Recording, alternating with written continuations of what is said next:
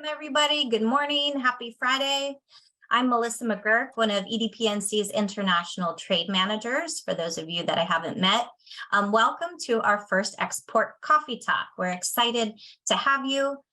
We have two main goals through this series. First, we want to bring you information about various aspects of your export journey by inviting experienced professionals to offer their expertise.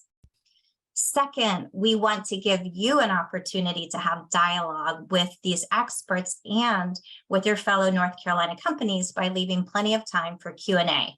So this format is different than a traditional webinar format. We're really encouraging dialogue. So peer-to-peer dialogue is highly encouraged. If you have lessons learned on the topic, please chime in order to offer your insights. Some companies may have recently navigated a similar challenge or have had a related success.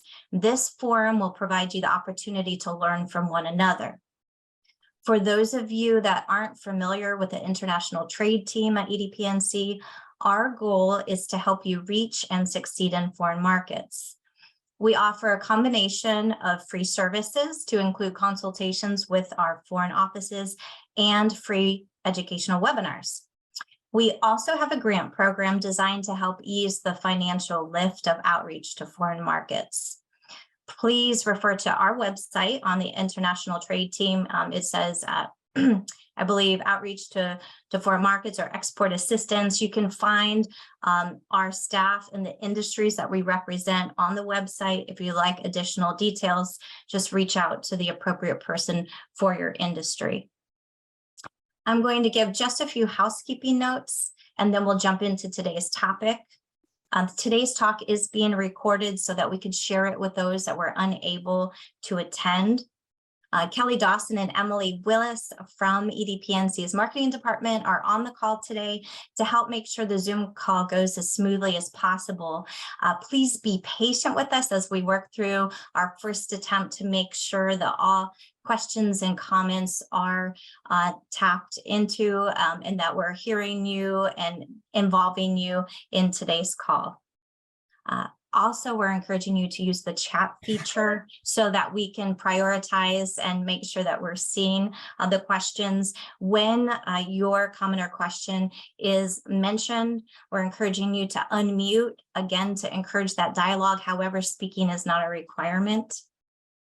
I would like to introduce our experts today. I'm going to introduce both of them at the same time. Each of them will give a brief 10 to 15 minute presentation on trade show best practices.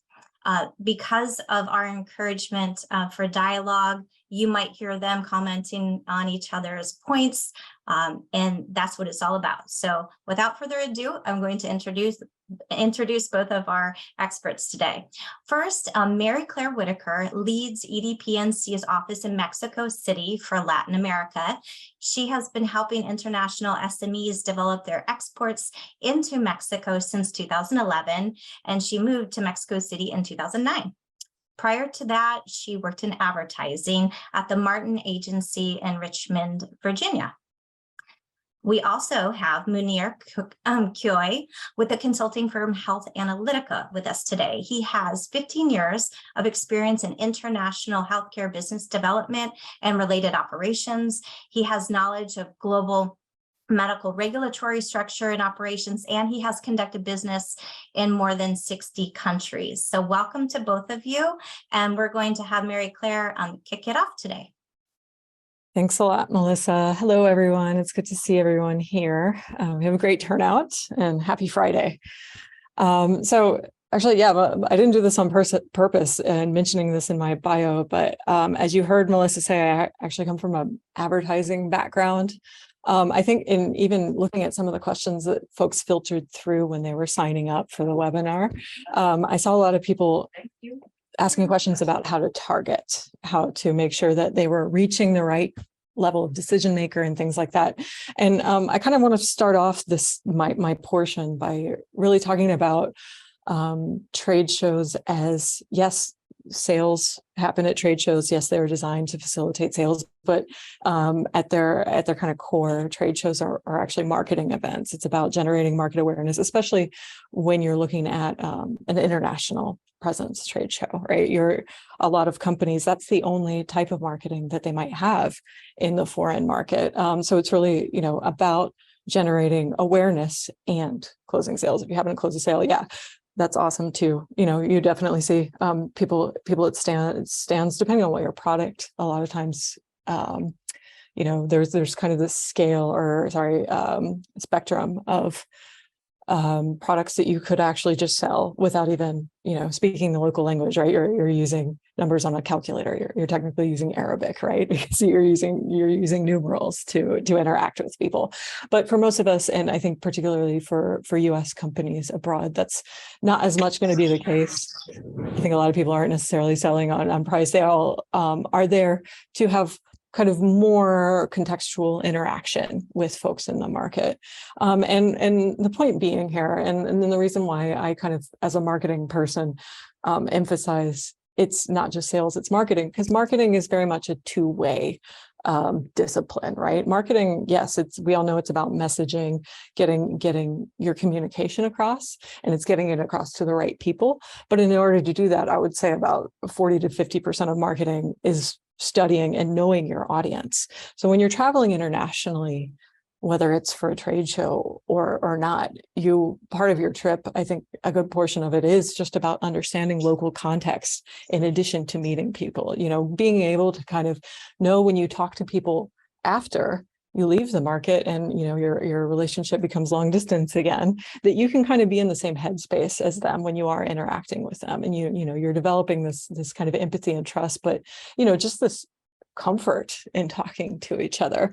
So yeah, one of the things that our office does, for those of that maybe aren't as familiar with the actual kind of services that the foreign market consultants do, like my office in Mexico City, we're based there. We cover Colombia. We're actually going with Glenn Jackman.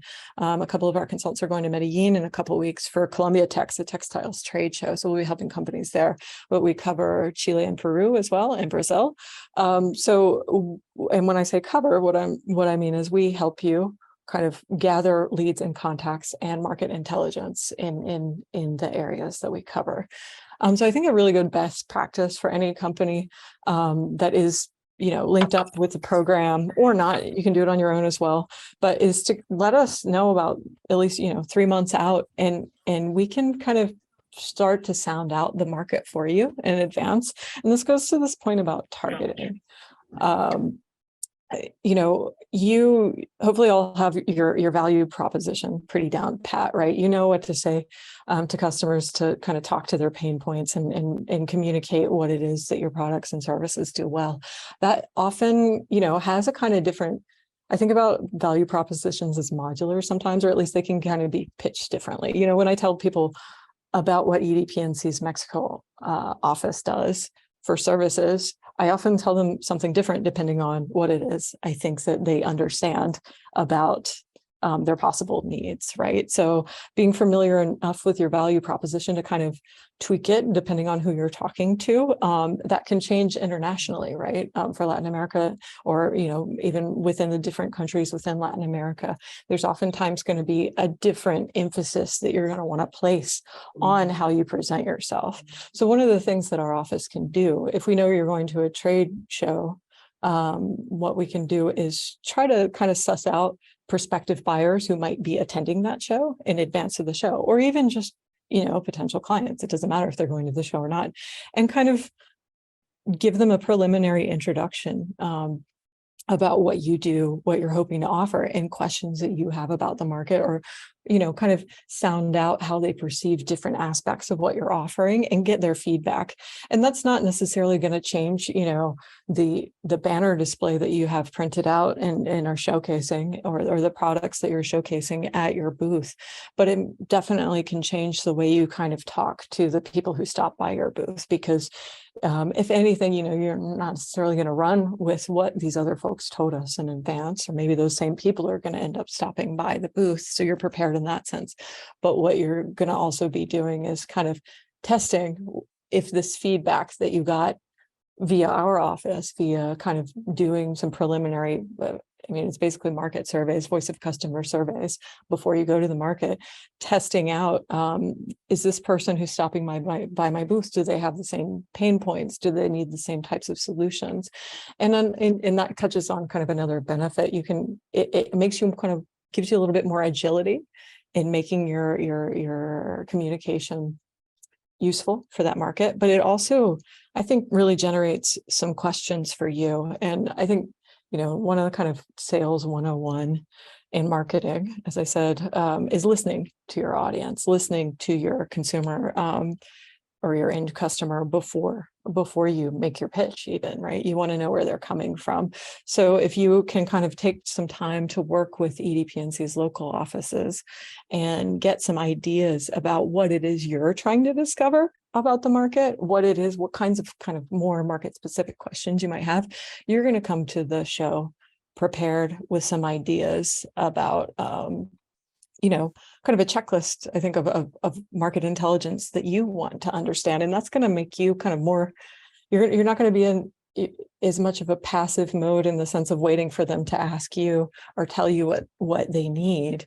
You're going to be able to kind of interact with them out of your own kind of genuine curiosity. And this is important too, not just kind of in terms of sounding out your potential sales prospects in the local market where you're doing the trade show, but also I think, pretty much all international travel or international expansion, right? International sales is at least a medium-term game, if not a long-term game.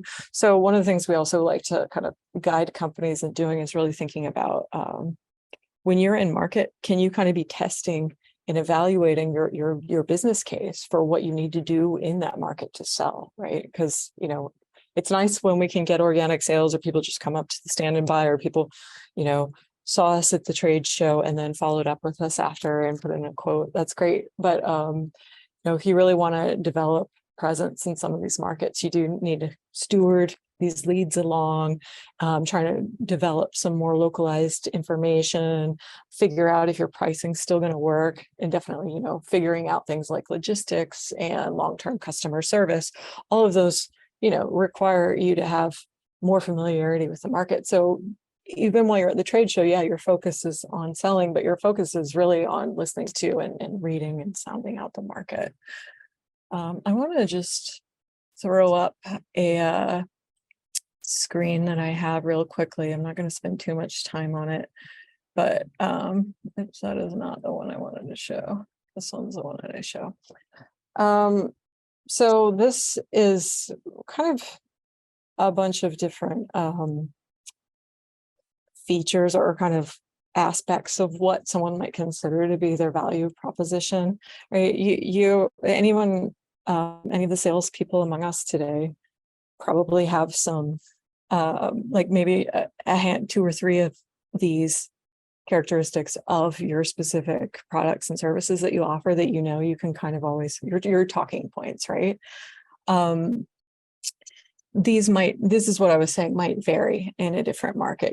Everybody likes that you can save time, but guess what? In my market, labor is not that expensive, so time's not really an issue for us. What we really need to do is avoid making mistakes, right? Things like that. So that's what I'm talking about, kind of like different ways you can present your value proposition. And this, I think, goes to the targeting questions as well. One of the, and I agree, it's not always kind of the CFO that's going to a trade show, right? The people that are on the ground at trade shows for your customer groups, a lot of times it's buyers, of course, or end users of the applications that you're offering.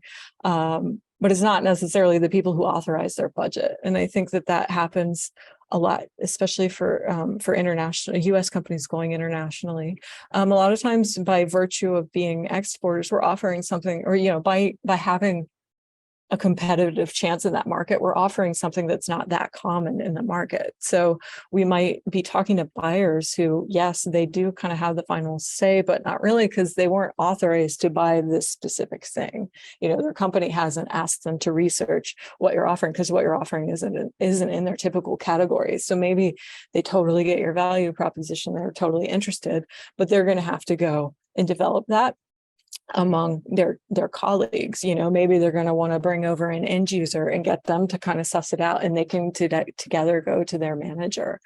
So that's another kind of really useful thing to keep in mind about sounding out. How are you going to explain what you offer for that market? How are you going to explain what you offer for different people in that market? One of our because like I said, the buyer might perceive one feature of value, right? It saves time, longer life cycle, lower repair costs. And then they bring over the end user, and the end user gets excited. Maybe, yeah, I love that it saves time, but it saves time because it reduces the specific error that I have a lot of problems with, and I can tell you that no one locally can solve this problem, right? So being able to be prepared to give those folks kind of actionable information that they can go back and say, hey, we've never looked at budget for this before, but we want to ask you, boss, finance person, to consider giving us money for this. So we can go back to this company from North Carolina that we met at the show and quote with them. So that's kind of the general overview perspective, I would say, about, like, I think preparing yourself mentally, I think, is a useful headspace to be in. And just kind of, I also have a couple nuts and bolts things, you know, making sure that you are prepared enough to be present at the show. That's one of the things that our office can help with, right? So you're not tied up with, like, you know, worrying about hotel issues. Like, we've had companies that had to change hotels because they didn't, you know, necessarily have time to research one that would be comfortable, or companies that are worried about getting their samples and display items in because they didn't come in on time. We can help you with all of that stuff, so you can really focus on listening to and engaging with your customers and kind of answering some of these strategic or practical questions that you need to address in order to attend your customers well in the new market. Bringing more than one person is always good. Like I said, my office is going with Glenn to Columbia Tech, so we'll have a couple people there kind of as helpers. So if you need to run off to get food or take a call, or you want to have a, you know, get some private space with a customer that comes by, we can kind of make sure that you're still covered at the stand. But certainly if you're traveling on your own, I'll make sure you have a way to cover that, whether you have a local rep that you can work with, or bring two people.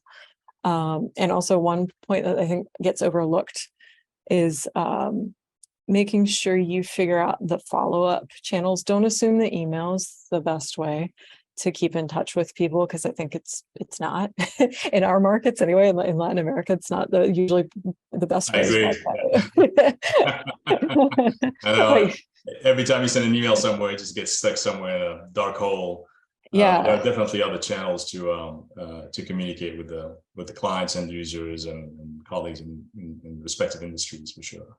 And I mean, I know it can be awkward to, like, ask for somebody's cell phone number, which is what you're doing when you ask for their WhatsApp. But this is what I mean about being present. You kind of want to use this FaceTime that you have with people to see if that level of comfort can be generated. Like, and you know, a kind of non-invasive way to ask is just, hey, is email the best way to get in touch with you? Because I know you probably get a lot of emails. Do you have WhatsApp?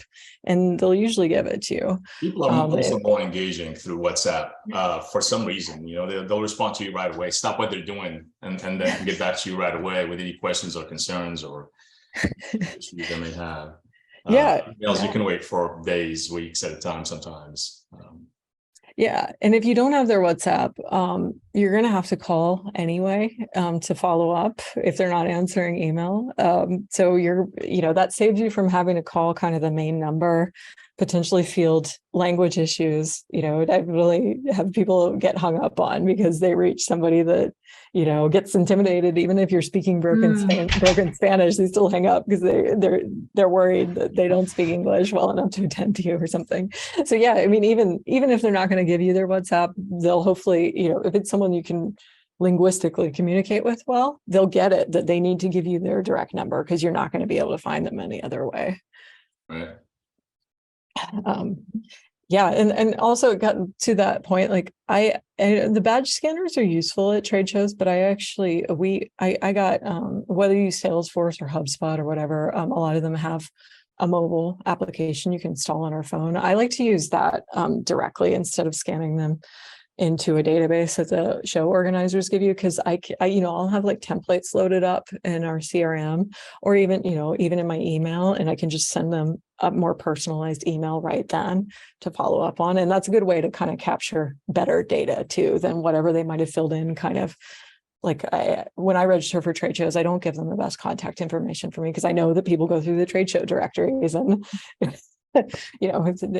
basically spam me. So getting prepared in that sense to really engage and kind of have that game plan set up, in addition to the logistics and things, is kind of my final tip on that.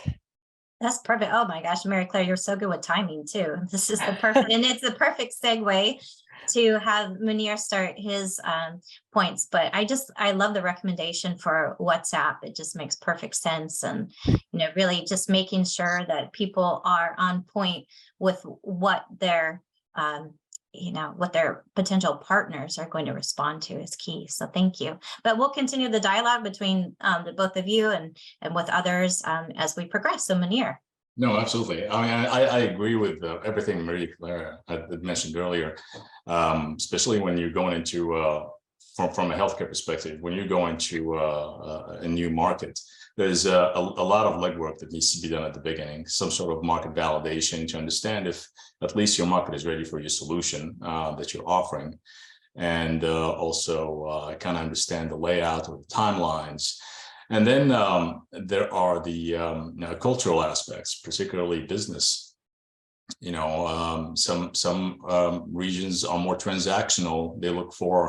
They're looking for pricing strategies that are convenient to them, as opposed to advanced products or solutions.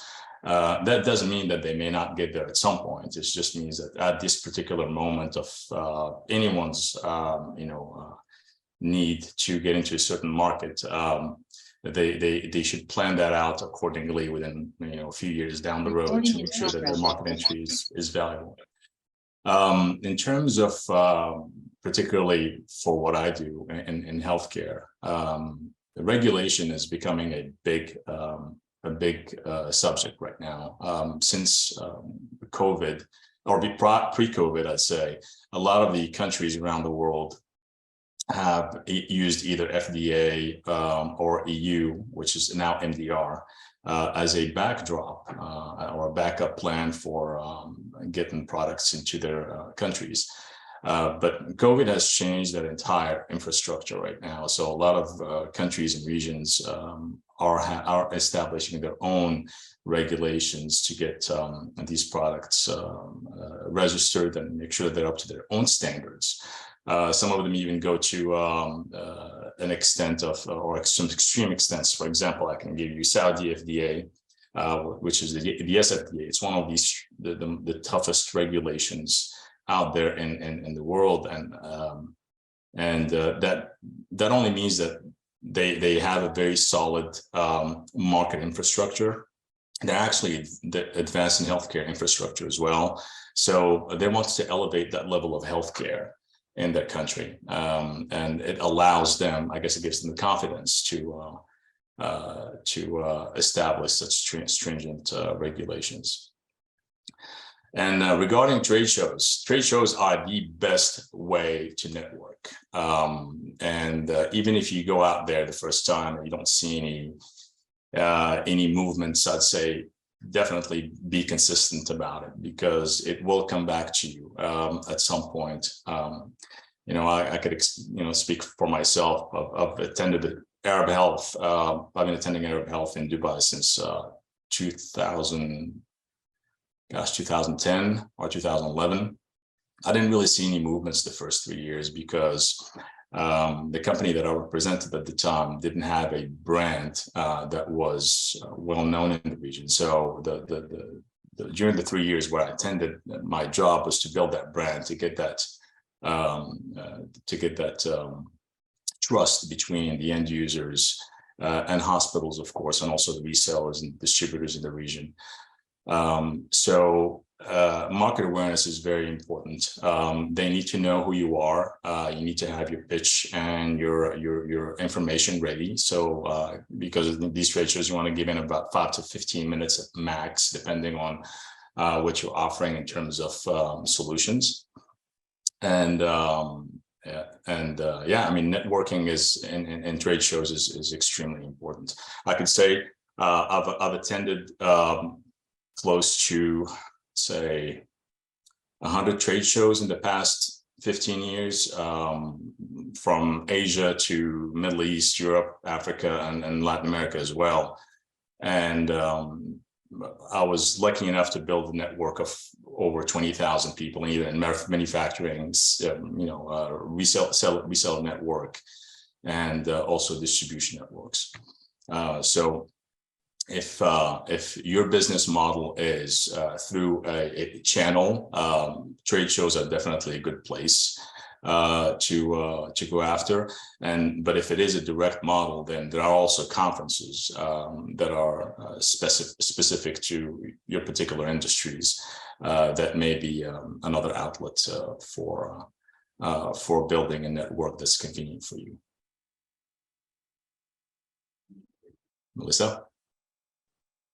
So Mounir, could you speak with a little bit more depth to the cultural aspects of each particular market? Mary Claire, you'll chime in too. I know that a recent meeting that we had to prepare for a trade show, that was a big topic of conversation and just so important for both expectations and preparation and really any realistic chance of success. So can you, the two of you, dive into the cultural aspects of the trade show networking a little bit more?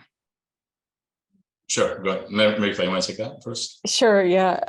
So I don't know, just in the last year, I've been such a huge proponent of trust. I at some point I realized that was underrated. And I think especially from the US, we're so used to kind of assurance mechanisms being built into our business infrastructure. And I'm not just talking about trust, I know it's kind of almost a cliche, like Latin America or Middle East, you have to have relationships, you have to have the trust. But, it's not just in those markets. Internationally, it's kind of law of the jungle, right? I mean, we have trade agreements, we have, local law, but those assurance mechanisms aren't there. There's a real practical reason why trust is more important in international business. So what I'm saying, even what Mounir was saying about, it took a while because people didn't recognize the brands, but once he started networking, I mean, that's really just people knowing who you are contextually. Your company's becoming more integrated into the local business community. That trust is, without that type of trust, you're generally not going to sell unless you're selling on price. And then, whether you get paid is still another question. You need the trust too, not just the buyer. I absolutely agree with you. I mean, there are definitely a number of strategies anybody could use to get into a market. You can have a pricing strategy, or you can have a brand awareness strategy, which is, I think that's the best outlet. A pricing strategy will definitely sit you low because you're going to cut your prices for a certain period of time. The moment you raise them, everybody's going to be up in arms saying, hey, what's going on? Why am I paying double for this now? But, a brand awareness strategy, like you said, it's very important. People they need to know you. They need to trust you. They need to shake your hands. And especially right now, post-COVID, people are eager to get out of the house. So take that. That's an advantage. People want to go out, and they're done with the WebExes and webinars. They want to go out and meet people in these conferences and get to know what's out there, new technologies, new offerings. So that is an advantage for anybody that's who is a manufacturer or wants to go overseas. And I think, Melissa, to your cultural point, the question, I mentioned getting in people's headspace locally. I think to me, that's what the cultural understanding is about, is a lot of times we'll work with a company that wants to find distributors, say, and one of the markets that we cover, say Mexico, and the distributors are the folks the kind of contacts that we're drumming up, even after we've introduced them to the North Carolina company. the local contacts will call us just because, it's not like they have a huge hurdle to dialing internationally. Mexicans can call the US the same as they would call Mexico. They just call us because they kind of know where we're at. I have this like horrible example. Last year, I was actually helping a company from the UK find distributors in the US. And I called some companies in South Florida, in Tampa, St. Petersburg, Fort Myers area, like the day of Hurricane Ian. And I actually knew that the hurricane was hitting. I just I didn't have the gravity in mind when I was doing my outreach. So it's like, you kind of can getting this travel to market and kind of making, like I said, being present, doing the networking, like Mounir said, and like really kind of getting inroads in, like helps you integrate better and really kind of become more involved in the culture. And that's important. Yeah, there's a couple ways I'd like to just let everybody know that you could do that. First off, there's the U.S. Commercial Service has wonderful resources online. So for each market, they provide some business practice etiquette recommendations, just a whole kind of series of written products that you can access for free on their website. Another way to kind of add to that is what Mary Claire was talking about, utilizing our foreign offices, having conversations with them about the culture before going to a trade show in that region. Mounir, back to you again. Could you give some very specific examples of what we talked about for the Middle East region and what to expect when you're networking, and how long it might take, what could happen when you're in the middle of a conversation with someone for that region? I really just want to paint a very specific example for people about the type of cultural kind of interactions I'm talking about that needs to be prepared for. Do you have the memory that could? Yeah, I want you to speak to that. Thanks. So the first thing that I would say was, whenever you're going into a trade show, you have to be a little bit fluid about how the process is going to work. And don't have I was born in Morocco, so I have a little bit of a diverse background myself, so that kind of gave me a little bit of an ease of mind going into these trade shows, and sometimes not expecting anything culturally, and just absorbing everything that's coming into me. So let's say, for example, let's pick the Middle East. The Middle East, particularly the UAE, as an example of a country, is about 12 million population. 10 are expats. So you have people from over 120 countries. You're talking 120 different business cultures. There is no one way of doing things right. However, oftentimes when I would sit down in a meeting with somebody, they'll, if a phone call happens to take place, they'll just pick up the phone and take the call. That is not something that, generally you should be offended by, but it's just the way things are. And there are all different cultural aspects to it. For example, early on when I was going to the Middle East, every time I meet a female counterpart, I would put my hand out to shake their hands, but the female locals, they don't. So, and out of respect, that's a culture, of course. The same thing goes for the local males. Sometimes they won't shake other women's hands. And that's not perfectly normal. That's the culture. And some people may take offense to it, but it's just a sort of thing that we should be aware of as we go into new, regions or countries where we want to conduct business. They have different ways of introducing themselves, and I guess that's the gist of it. Right. So I want to take this opportunity to make sure that our North Carolina companies that are on the call are able to ask questions. I do have teed up some of the questions that were submitted when you registered, so I could always, pose those questions. But those that are here in the call right now, since it doesn't seem like we have a lot of, hand raised or comments, why don't you just unmute yourself and chime in if you would like to either make a comment or a question.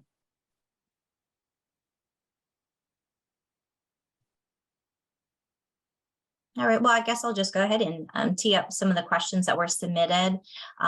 One person asked for suggestions on how to engage trade show visitors or entice passerbys in the aisles to stop and come to your booth. So what my team is going to do at Columbia Tech is kind of just look at the people walk by making eye contact. So my team, again, they're the EDPNC Mexico consultants, not the actual sales folks. So, we don't necessarily have a gimmick. We're just trying to draw people in. But, most people walk past the booth kind of looking to know if they should make eye contact with you. And, they're waiting for you to talk to them. So, pay attention to that. I get that language can be an issue, and that's kind of what I mentioned, like if you have in your back pocket, different questions, like even stuff you're just trying to find out, you're going to have, even if that's not one of the questions or things you say to them, you're going to have a natural curiosity to be talking to people. Even if you have like stuff you want to understand about food and local humor, just be curious, I guess is what I'm saying. Just that I know that's kind of less of a tangible tip that you can do. But the other thing would be, and what we're doing for Columbia Tech too, is being very concrete about what you do in your language that you have on your display, right? Like 3 or 4 words, we sell this thing, or, we solve this problem, or we're looking for a local distributor is also very effective in the local language.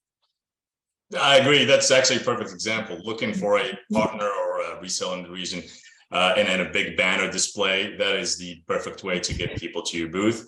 The other thing is, as technology has advanced, a lot of folks actually that attend trade shows now as well, they do their own research. So they go into the website, see who's exhibiting, and then they try to map out their visit. Some sort of digital marketing will probably help you a long way, either through the trade show or I'd say even independently. To get that visibility for your potential prospects. I think those a couple of points will certainly help you get some traffic through. And again, if y'all let us know in advance, or any of the international offices, right, not just Latin America, in advance, we can even do, that surveying that I was talking about, that functions as direct marketing as well. Or we can do like an email blast closer to the show dates and let people know. And it is a lot more targeted than something that the show organizer would probably set up. Yeah, but there you can layer your outreach efforts. So make sure that your profile on the trade show website is as robust as you can make it. Then tap into our foreign offices so that they can do research in advance for you to encourage people to know about your presence at the trade show, to get those people to stop by. And then, of course, what they mentioned is making sure that whoever you have in your booth is away from their phone as much as possible, because when you walk a trade show, you will see people are looking down at their phones. They're not even, half the time looking up and paying attention to who is actually walking by. So some of that, the preparation, but then also just being cognizant of your behavior when you're there, maybe married together, would be beneficial. Absolutely. There are some times I see people at booths where they do some breakout sessions. They do some sort of a 5-10 minute conference in open public. So that's to they pick up a microphone, they have a big screen, and then they showcase their solutions or their offerings, and then people as they pass by, they get notice of that, and that will help you get some more visibility and traction into your location. Yeah, and then you could even try the happy hours. Absolutely. At 3 o'clock in the afternoon. You can hand out some brochures that, hey, come by for happy hour at our booth at a particular time. Okay. Another question we had was how to select the appropriate trade shows. So imagine yourself back when you're just learning about what trade shows might be out there for a specific industry. How do you take all of that information and try to figure out what trade shows are really the best match for your company? That was another question we had more than once. I mean, I think a lot of times a show can look really different from what it actually is in the way it's presented, right? And so again, not to harp on the local folks, but if you can even attend a show before you invest in exhibiting in it, that's good.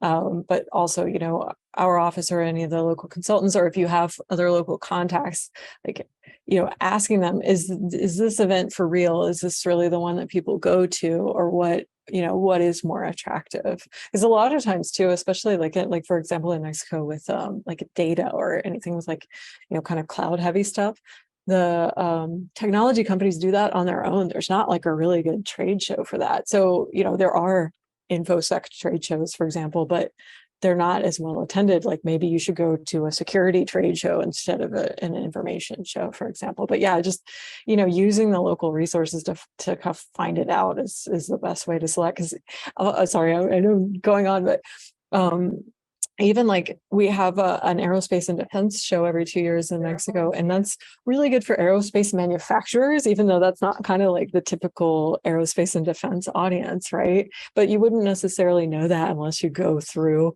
and kind of look at who the sponsors and exhibitors are, and figure out how it's organized. It's organized by the Mexican government. So they're interested in economic development. That's one of the reasons why it's that way. So yeah, I mean, you can analyze it, but also, make sure and include in your analysis of the materials, like checking with local sources.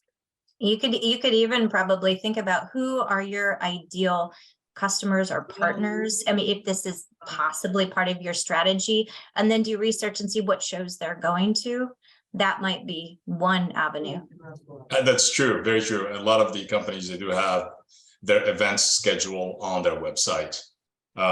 So that would help any company kind of understand where they're going. And the other thing is that your region where you want to conduct business is very important. Are you looking to get a global exposure or regional exposure? So for example, let's say you want to do business only in Germany or all over Europe, or all over EMEA, for example.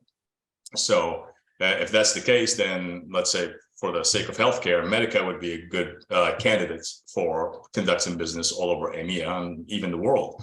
But if it's just Germany, there are specialized trade shows for healthcare or healthcare IT or certain types of equipment, surgical and what have you, that are just specific to the German market. So it is, yeah, it's about picking out what your end goal is.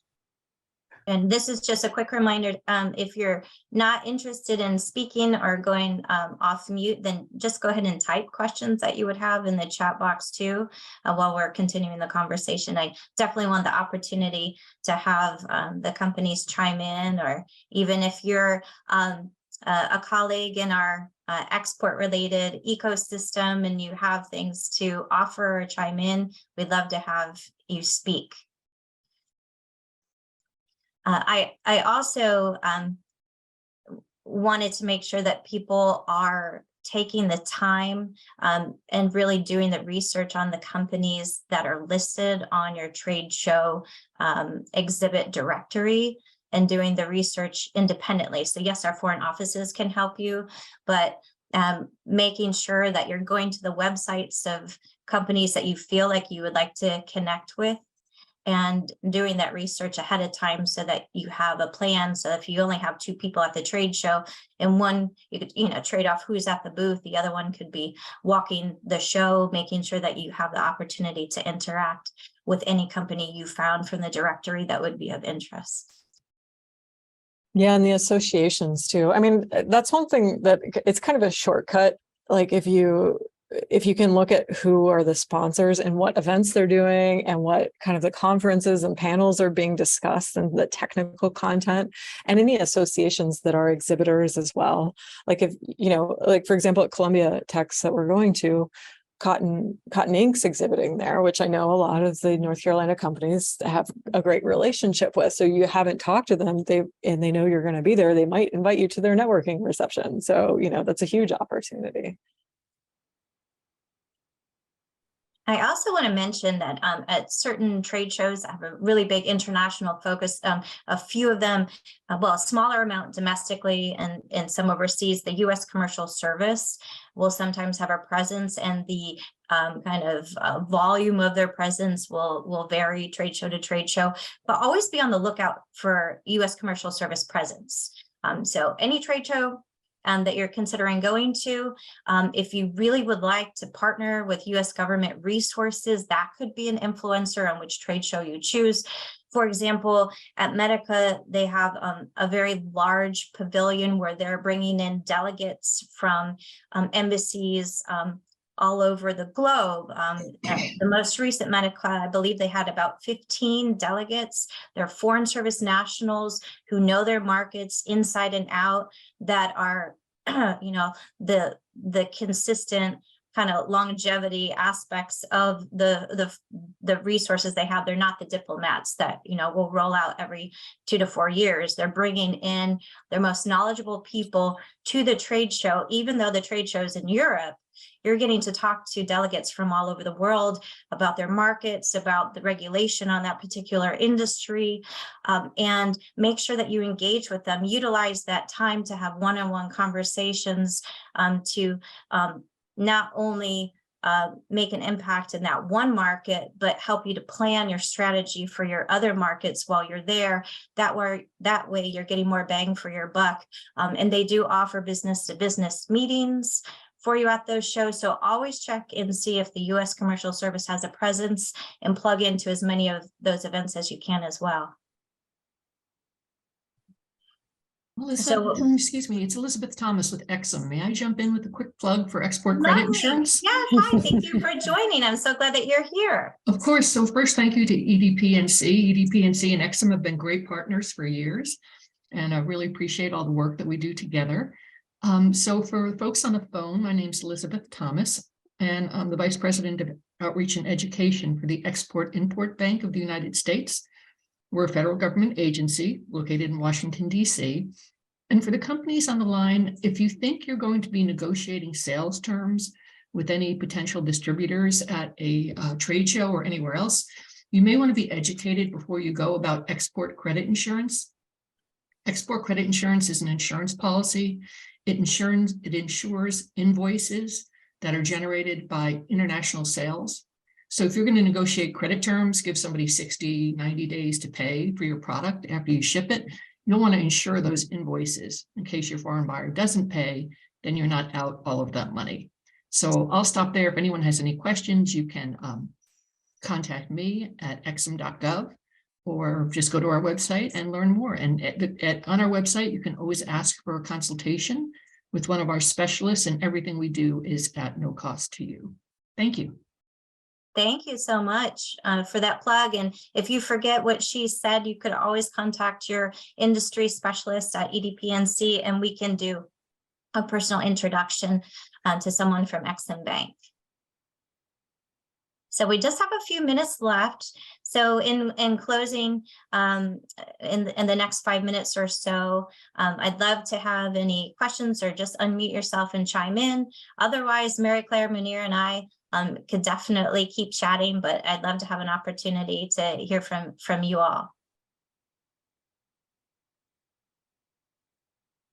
And Mike, do you have any insights from your time leading us to offer on the topic that we might have missed mentioning? No, I mean, I think you really covered them, and Mounir and Mary Claire, you've really thought through it. You've covered them, so it's been a great discussion. Yeah. So just again to reiterate, I think planning in advance is key takeaway. So if you can, 3 months ideally before the trade show would be perfect, and to give yourself sufficient time to start the research. You can contact your industry specialist at EDPNC to connect you with our respective foreign office. If we do not have representation in that particular foreign office, we will point you to other resources. There are also consulting firms such as Mounir's that will be able to assist you with this type of outreach as well. So there's lots of resources, so tap into us and we can point you in the right direction. They will be able to listen to your goals, give you practice, kind of just thinking about what your goals are for that particular show, and do the research for you in advance, let you see a list of potential partners in the region, to really get you thinking about how you're going to utilize your time best. So plugging in advance, having help doing research on the market intelligence and prospective partners is key. That could also give you more confidence as you get closer to showtime, that you have your time allocation prepared well. And so that's a big plug for me. And then being on site and making sure that you are exchanging information on WhatsApp or whatever forum your potential partners are utilizing would be key as well. Did you see Paige wants to? Hey, Marie Claire, how are you? Hey. Hi, Melissa. Hi there. Hi, everyone. I'm Paige O'Neill. I work for the SBTDC, the Small Business Technology Development Center. And what I wanted to say was we do small business consulting for small and mid-sized businesses that are going international. And what I've heard back from a lot of my clients who are all small and mid-sized businesses is the way that it works, you know, the best, and they get the best result is if they try to come up with like what markets they want to enter and then kind of do the pre-planning about what they're going to do for the year. And then what they do is go out and look at the trade shows available. And let's say one of their markets is Mexico, which would be an amazing, you know, area to go. Then what we would do with them is contact EDPNC and get a market research report done on that. And then what they do is EDPNC takes and gives you an extensive market research plan, which lists company names and all kinds of amazing information about Mexico and the industry that you want to be a part of. And then once you receive that information back from a client perspective, you can kind of go through it and see which companies you think might fit and which don't. And then that really prepares you a lot for when you actually attend the trade show. And then you would touch back in with EDPNC before you go to the trade show, because some of the things might have changed or they might have more insight with particular clients. And if you start that process really early, like you said, 3 or 4 months before the trade show, you can like really have a good overview before you even attend the trade show. And it really gives you a competitive advantage. And then EDPNC also will set up meetings for you with the current companies that you have targeted and think you might have a good relationship with. And that really has been beneficial to a lot of our clients in the past. So I definitely recommend those 2 services for sure. Thank you so much, Paige. And thank you for being here. Great. Well, if there's no further questions, I would like to let you know that each month we'll be bringing another topic to the Coffee Talk series, and we will be more than happy to take ideas. The next few months, you'll be seeing topics that will educate you on the services provided by the U.S. Commercial Service. We will be tapping into region-specific focuses. So perhaps bringing Mary Claire back around at some point to talk specifically about her region. We have our Germany office that's going to be giving advice about their culture and tapping into their specific market coming up in the near term. We'll also have the North Carolina Ports Authority engaging on along with a freight forwarder. So we do have some interesting topics lined up, and we'll be doing this each month. Please let us know your comments and suggestions, and we look forward to seeing you again next month.